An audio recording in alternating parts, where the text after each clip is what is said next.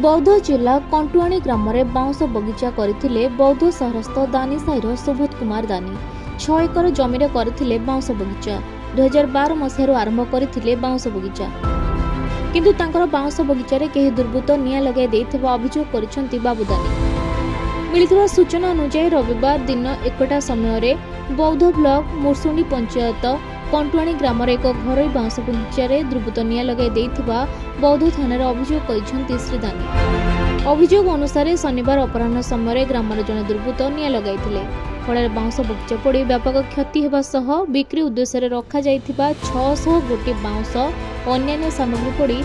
भस्मीभूत हो जाइछि।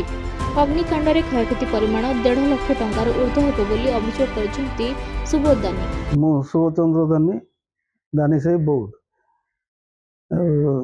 2012 रे मोर बाउंस बगिचा स्टार्ट करथिले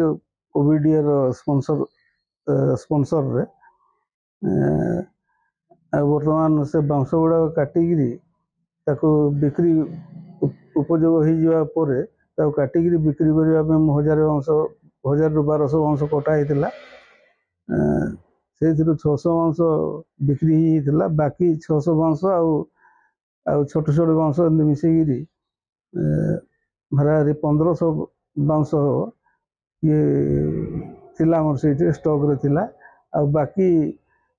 किए दुर्बृत्त कि जन आसिक निया लगे दी काली 12:30 गोटे समय से समय मु बौद्ध भी नथी आज सकाळु मु फोन कॉल पाइबा पर मु जाइथिली स्पॉट को देखि 6टार मोर नेबर से फोन कॉल करथिला मते से माने she will tell me the details about the occurrence तापर जाकि देखा मोर सब